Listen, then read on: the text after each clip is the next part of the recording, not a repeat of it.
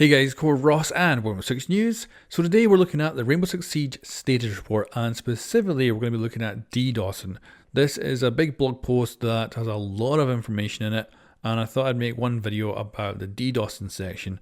And I also wanted to clarify a few things, so I got a few questions and sent them over to the community manager and actually got some answers back on some of the stuff I was curious about. But anyway, let's cover the basics. So first of all, you have distributed denial of service attacks. These are just basically aimed at an IP, and that IP gets inundated with requests from multiple different computers all over the place, sending either information or asking for information, which results in the IP potentially going down. And that can bring down the internet connection or potentially the actual computer itself. You've also got the simpler version, which is just the DOS attack, which is that it's not distributed, it's just coming from a single IP, because there is now the capability of, with the current internets we have, of having enough bandwidth to actually do it from just a single connection to bring down another connection somewhere else. There's also plenty of complexities to this, so you can have DDoS attacks against the servers of games, but you can also have DDoS attacks against the players of games. So like on Xbox, for instance, never join a party that you get invited to by the enemy team, because they can then use network monitoring software in order to see what your IP is and then just directly attack you rather than the game server. But today we will be talking specifically about DDoSing of game servers for Rainbow Six Siege. And if you don't already know, Rainbow Six Siege's servers are hosted by Microsoft, specifically Microsoft Azure. So they have huge data centers, and of course those data centers cater to all kinds of enterprise customers, from game companies to web services for every kind of website out there and all kinds of other things. And at this point as well, it's so scalable that an indie developer can come in and actually host servers for relatively decent prices, but you can also scale up to AAA level games as well. Anyway, I think that's the basics. Now, I will say I'm not an expert, so don't take any of this stuff as expert information. I'm trying to pass on information here and also help to digest it with some of my questions that I've asked the community developer. But anyway, let's start with this. So DDoSing attacks. So the concern is DDoSing issues have arisen from time to time as cheaters find different methods to attack vulnerabilities in our systems. Now, their challenge they have is, of course, protecting the game from attacks. Now, we're going to just skip through to the actual graph here, because I think this represents a decent idea of what it was like back when DDoSing suddenly just appeared. Because for the most of the life of Rainbow Six Siege, DDoSing didn't seem to be an issue. It didn't seem to ever really come up. And then all of a sudden it took off and became really successful, to the point of where there was websites specifically selling DDoSing services just to Rainbow Six Siege players. And like, it was also cheap. So there was one I seen that came up when the DDoSing thing happened, and it was 50 cents of €1 to crash a server. And that's what you had to pay to crash a server. And you just simply put in, I think it was your gamer tag, and it would find the server you were on and just kill it. And that was it. It was really simple. So that was kind of surprising that really it popped up after more than a few years of Rainbow Six Siege running. And I'm guessing technology at that point just kind of got to the point where it was that easy to do. But looking at this graph, we can see that at the start of July 1st, 2019, we can see that it looks like DDoSing is already at this point in its stable form. It's probably been going for at least a month before this graph even starts. I did my first video on this subject actually on June 30th, 2019. So it was a day before this graph actually starts. And I waited a while before I made my video because I didn't want to put any more attention on it than I already had. And at that point, it was pretty damn bad. So I'd been going, I think, at least 1 or 2 months before I made a video. So you can see how the graphs here were going pretty bad for quite some time, and then they actually spiked massively kind of in the middle of September there. But there's a few things to take away from this and a few questions I had. So first of all, they say at the top of this, to provide some context, below is a graph that represents the number of successful DDoS attacks on our systems. Now that was the first question I had to ask. What did they consider to be a successful attack in this graph? They got back with the response of a session fully killed with unplayable conditions for the player. So these ones in this graph all represent attacks that brought the server down and made it completely unplayable. So there is other aspects to DDoS, and there's stress in the servers.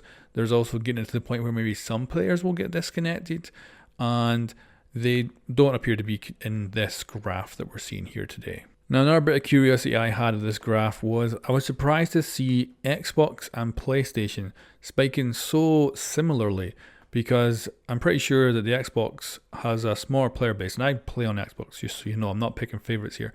I'm pretty sure the Xbox has a smaller player base than the PS4 by a decent chunk. But the community manager got back to me and actually said, no, your assumptions are a little bit wrong. The actual player bases are a bit more similar in size than you would think.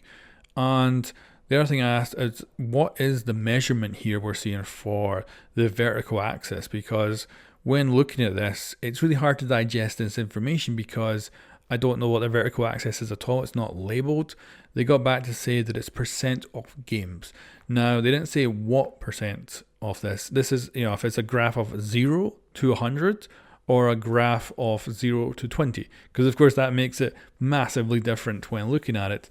It also makes comparing the two spikes between the old DDoSing and the new DDoSing kind of hard to compare, because is that a difference of 90% or 10%?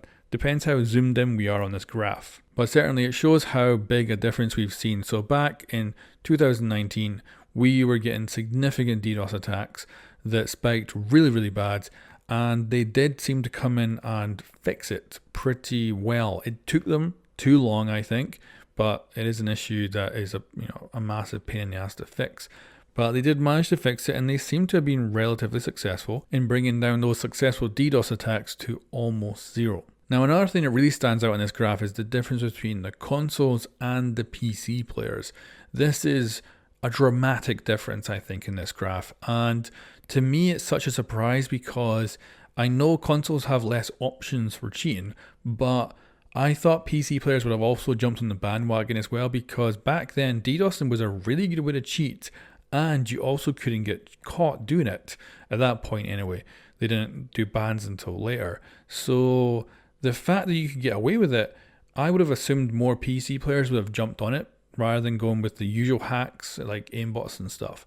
So quite surprising to see that big difference. And I did ask the community developer why consoles were so much higher, because I don't see why it would be that much higher just because consoles have less cheating options. But they came back and they said the main cheat that console players really have is DDoSing. Now, I know what the comments are going to be saying right now is, of course, mouse and keyboard on console is a massive issue. And that's a whole different subject. I guess we'll hit it real quick because I have seen a lot of confusion about it. So mouse and keyboard on console is considered to be cheating. And the reason that it works is because if you were to take a keyboard and mouse, even a actual first party one from Microsoft or Sony that officially works with the consoles, if you plug it in, you can't play Siege with it. You need to get an additional piece of hardware that is an emulator. You plug the keyboard into that and then that into the console, and then the console thinks you're using a controller when actually you're using a mouse and a keyboard, and the emulator is inputting those different things, then sending it over the console as a controller signal. So it all seems perfectly legit from the console side of things, from the hardware. And as such, that's cheating. You've bought a piece of hardware to make it so that you can cheat. Now, Epic Games with Fortnite famously brought out an update that actually stopped this being a thing. However, it only lasted a couple of days. And I think the reason was it simply looked at the inputs and went, oh, you're probably using a mouse and a keyboard because it's only doing certain movements, and this would probably mean that you're using mouse and keyboard, so we can ban you and get you out. The problem was the people who make the emulator simply brought out a quick firmware update a couple of days later, and it just probably, and this is probably how it did it, is just simply moved those things a little bit around so there was a little bit of variation, which then made it almost impossible to distinguish it from a normal controller input. And as such, we have this massive issue on consoles where people are playing with mouse and keyboards, and it's got to the point where I think you can pretty much find one in every high ranking game easily. But anyway, different subject. Let's move back to DDoSing. Alright, so after a little detour, we're back onto the graph. There is a few things we can take away from this. Now, unfortunately, I did ask for a more zoomed in version of the graph on the right hand side so we can actually see a little bit more detail.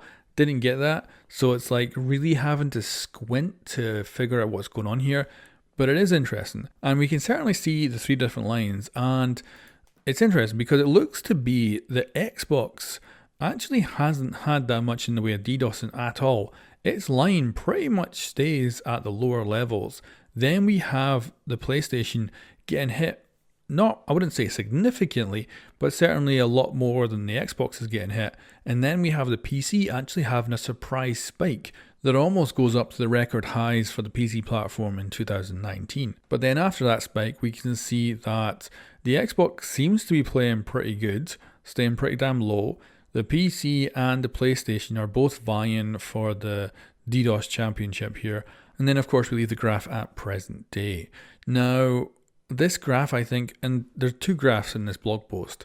One is about a different subject, but both of them are terrible. They're both really hard to understand and digest because they're missing some major stuff. Like for this one, we're missing the vertical axis. We know it's percent now, but we still don't know if it's 0 to 100, 0 to 20. That makes a goddamn big difference to the numbers on this and understanding it. We also don't really get an understanding of this being, a representation of ranked games, casual games. Is it just every single game that we're seeing here? Could it be split up into ranked games so we get a better understanding, because that's more likely where we're going to see DDoSing. I also have an assumption that if this was split up into, say, different ranks, we'd probably see a lot less DDoSing. I would assume gold and under, and much more DDoSing for like platinum and above, where people get more competitive and have more to lose when they think about their rank. So they want to win more dramatically, so would potentially DDoS more often.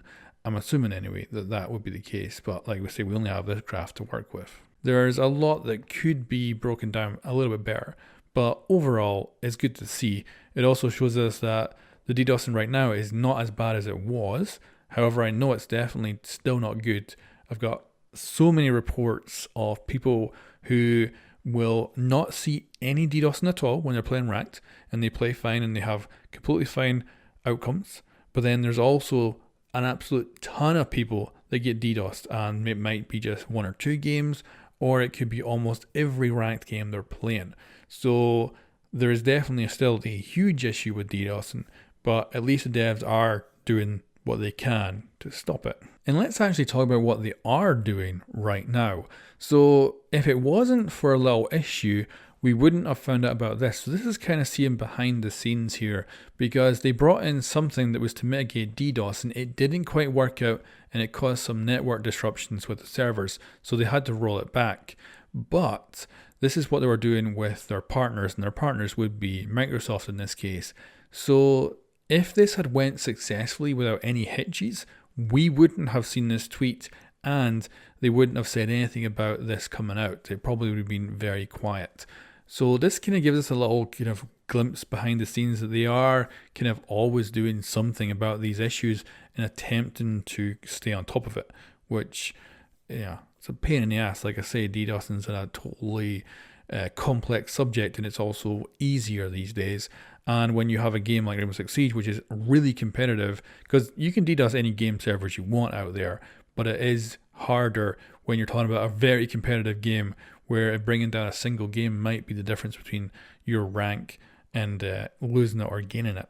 It's also a pain in the ass because it's just like cheating on PC with hacks. It means that a whole bunch of resources ends up getting pushed towards anti-cheating efforts.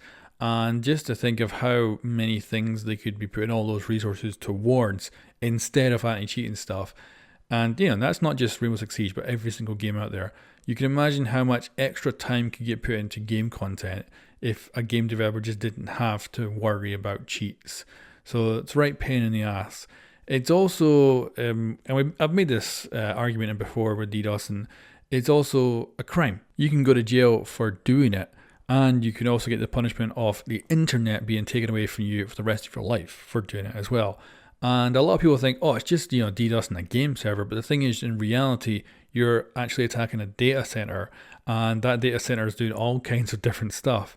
And another big thing is like Microsoft Azure, just like other big data centers out there, have partnerships with governments and stuff like that.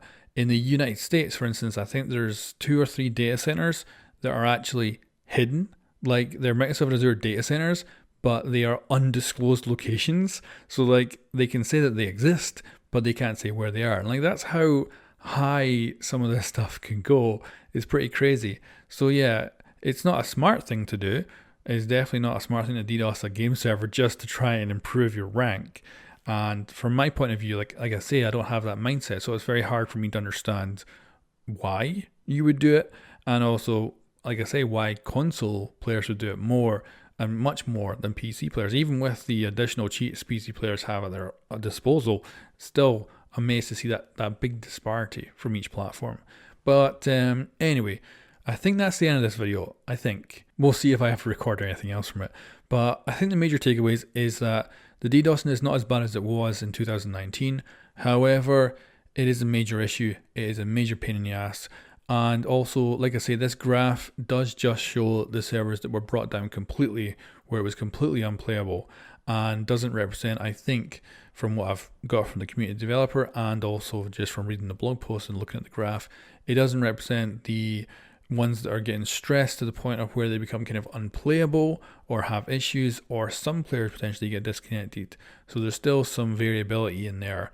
And also just the general understanding of all this and digesting it is pretty hard without putting your own personal spin on it, which I've certainly gone and done in this video. And I expect you guys watching and commenting will be putting your own spin on it as well. So yeah, the developers are obviously trying to do their best to fix this issue, but it's a pain in the ass, and it's also a pain in the ass that they have to do it in the first place. So yeah, I think that's it. Let me know what you think of this video in the comments below, and I'll catch you next time.